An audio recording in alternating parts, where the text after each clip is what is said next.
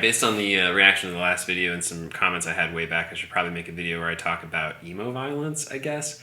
I'm somewhat struggling with this subject because I think when people say emo violence, they mean a lot of different things. So maybe I should start by clarifying my terms. Increasingly these days, I think when people talk about emo violence, they're referring to something that in my mind is actually way more metalcore influence. Historically, when people invoke the term emo violence, they were sort of talking about a marriage of emo musical aesthetics, screamo musical aesthetics, and power violence specifically, or maybe just kind of applying the same principle that power violence applies to hardcore, to emo and screamo. And in my mind, that's what emo violence means. So we're going to kind of run with that definition, especially because I've done some more metalcore adjacent videos recently, and I think it'd be just good to talk about emo violence specifically. Yeah, what is emo violence? Tuning wise, I mean, I think the rules are kind of similar to screamo. You probably want to play either an open tuning or a drop standard tuning.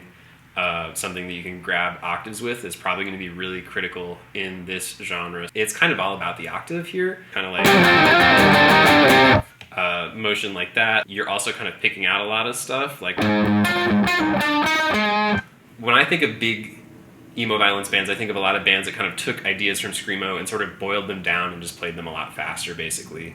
So you're going to kind of do that. Like, speed is going to be really key. You're going to want to work on your picking. We talked about that previously in pretty much every other video, but the faster that you can play, the more emo violence it's going to sound. The faster that you can just rip through everything.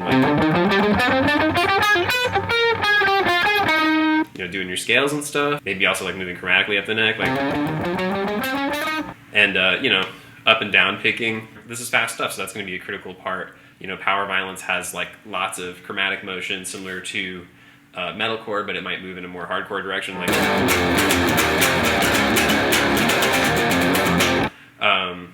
Just lots of chaotic motion like that. And you can definitely have some of that, and you're probably going to have some blast beating section, so maybe you'll have some tremolo picking.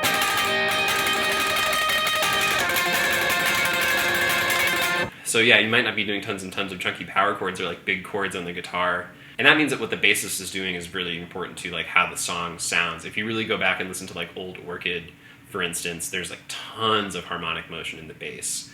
And yeah, I would say they definitely kind of touched on emo violence as a genre. Misha is another band. I was always a big fan of King's Girls, if you know that band.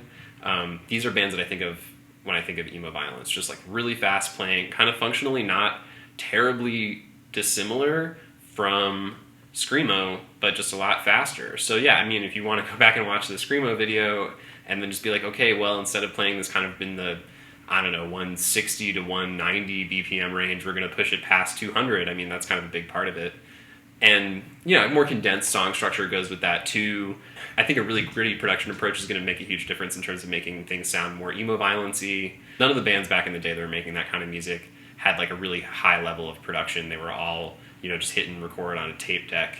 And that's going to make a big difference too. I think just the kind of the muddiness of it, I think might help cover up some of the sloppier fast playing that you're going to be doing and stuff. It's a fun genre. I think the first band I ever played in that was post-hardcore adjacent was basically an emo violence band. And yeah, it's a lot of fun to play. And one other thing that I'll mention before I stop is that you probably want to find a drummer who really understands kind of how to play very ostinato.